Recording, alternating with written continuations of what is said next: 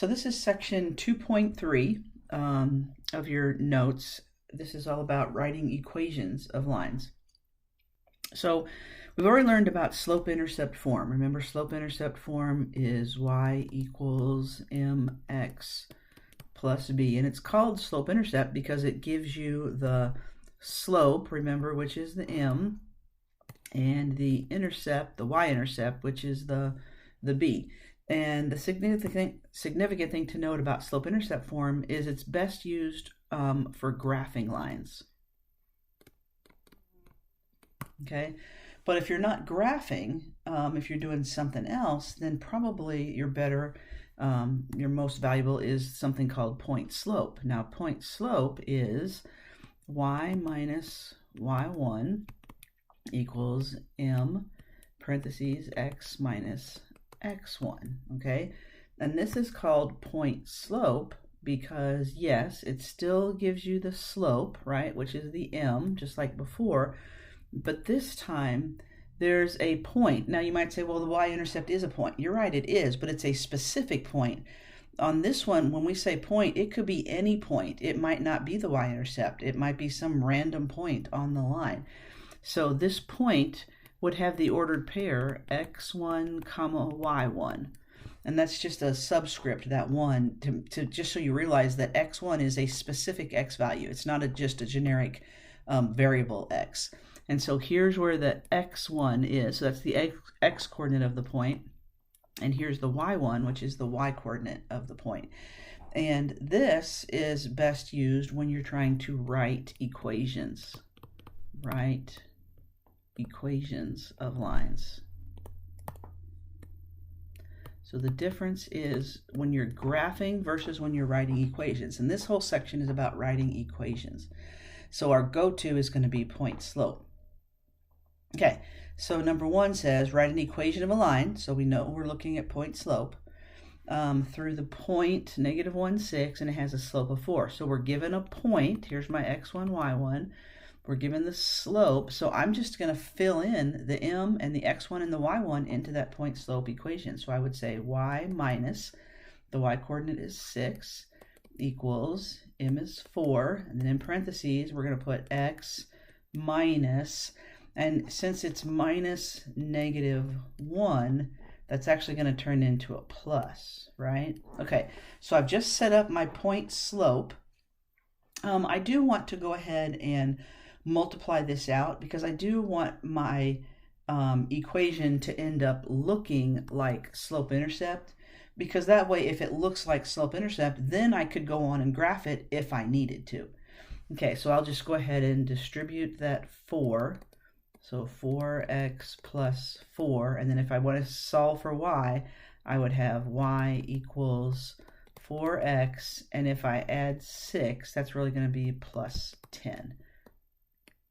Okay, so since they said to write an equation of a line, I went to point slope, but once I had it in point slope, I thought, well, I'll go ahead and change it to slope-intercept in case I need to graph it. Now in this case I didn't need to graph it, but there's my equation.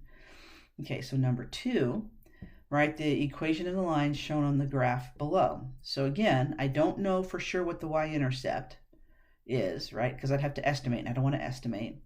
But I do know that the slope from one point to the next is down 1 over 3. So I know that the slope is 1/3. And I could pick either of those ordered pairs. Let's say I pick this one right here. So that's the ordered pair 2, 0. All right, so now I'm going to use my point slope. This is my x1, y1. So y minus the y coordinate equals m, and then x minus the x coordinate.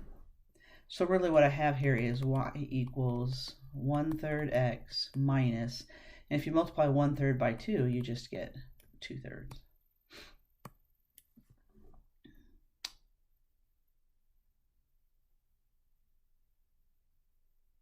Oh, you know what? I made a mistake on that. I knew something didn't look right. Isn't my slope -1/3? Right, because we went down 1. Sorry about that. So my slope is -1/3. So if that's a negative, then when I distribute that would become a positive. Okay, that looks better. Sorry. Write an equation of a line that passes through these 2 points. And so you may be saying right now, okay, well, I have a point. In fact, I have 2 points, but I don't have the slope. Well, I don't have the slope yet. I could find it, right? So since I need a point and a slope, first thing I need to do is find the slope. So I'll say m equals 10 minus negative 2, 2 minus 5. So the slope is 12 over negative 3 or negative 4.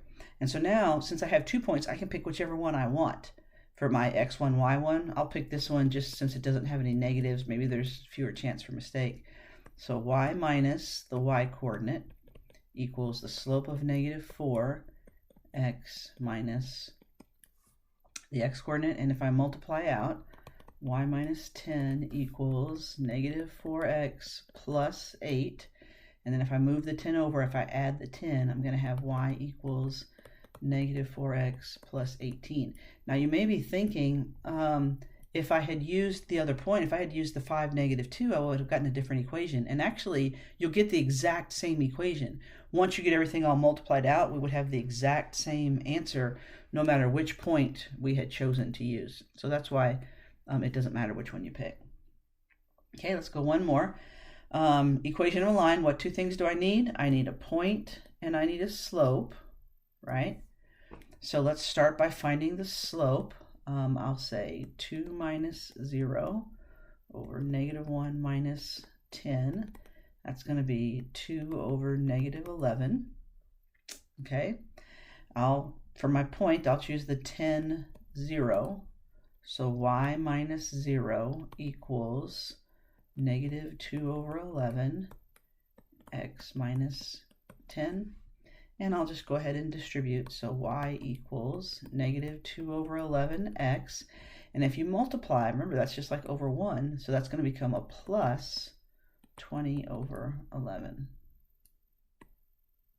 Okay. Next, write the equation of a line shown on the graph below. So I could do the same thing. I can tell the slope is going to be 1, 2, 3 over 1. So slope is 3 over 1. Now, I could pick either point and use the point slope, but do you recognize they're giving us the y-intercept, right? They're telling us the y-intercept right here is negative 2. Because I know the y-intercept, I could go straight to y equals mx plus b because I know the slope and the y-intercept. So the only time you can go straight to that is if you specifically know the y-intercept and the slope. So in this case, it would be negative 2x. Oops, I'm sorry, the slope was 3. So 3x minus 2 was your y-intercept. Okay, now let's bring together something we've learned previously. It says write the equation of the line that passes through the point negative 2, 3. So there's my x, y, 1. And look at part A, and is parallel to this line.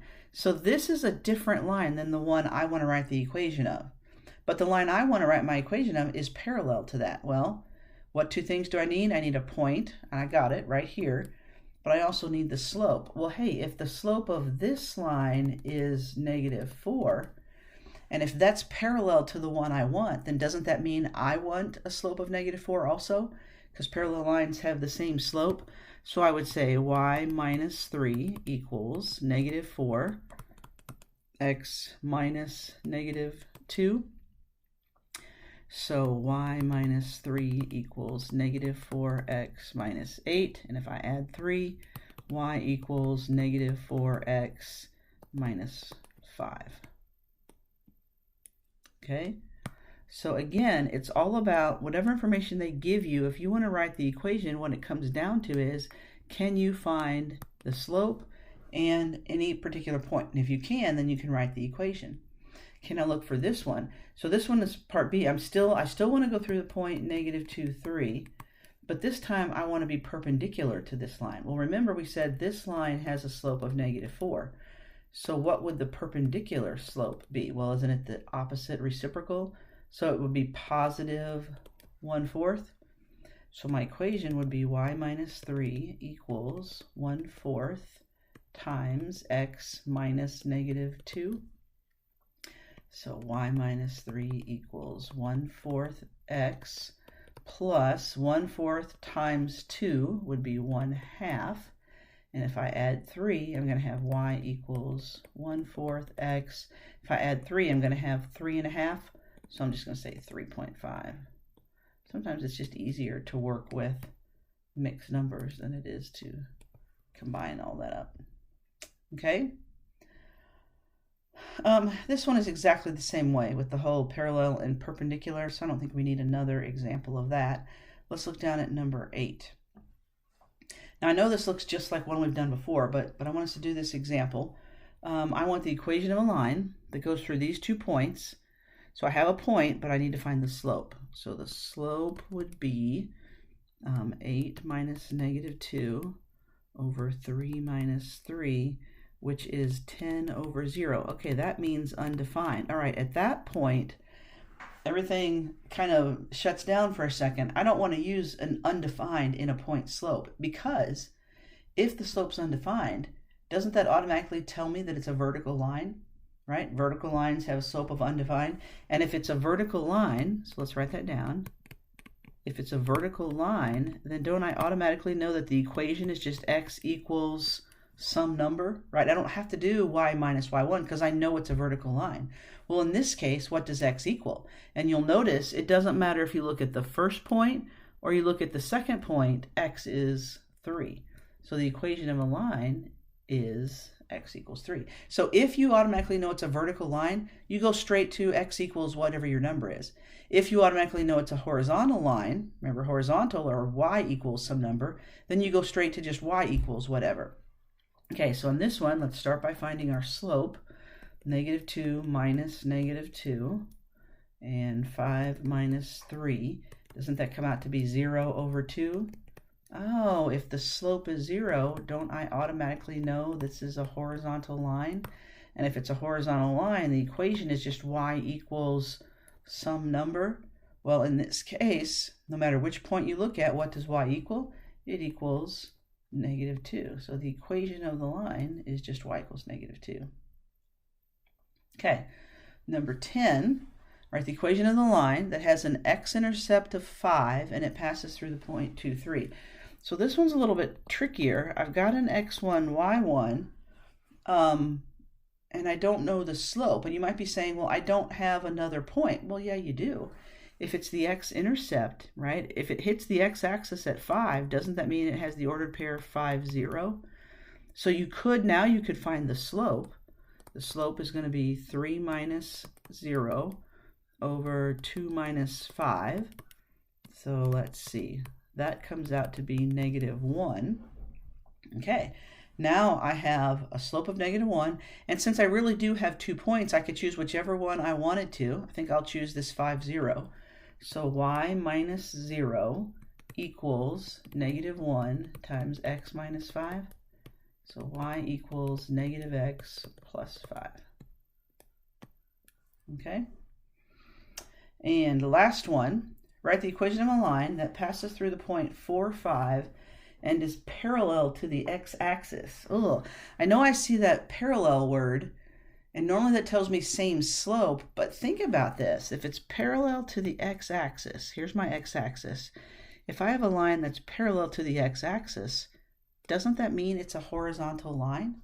So really when they said this, they were telling me it's a horizontal line. And if they're telling me it's a horizontal line, then automatically the equation is y equals some number. Well, if it has to go through this point, what does y equal? Y equals 5. So the point I'm trying to get across kind of on this page is if you automatically know that it's a horizontal line, or you automatically know that it's a vertical line, then automatically you're going to have y equals some number for horizontal. Vertical, you're going to have x equals some number. And you might be saying, well, how do I automatically know? Well, if you recognize that the slope is 0, then you automatically know it's a horizontal line, right? If you recognize that the slope is undefined, then you automatically know it's a vertical line. Okay, hope that helps. And that was section 2.3.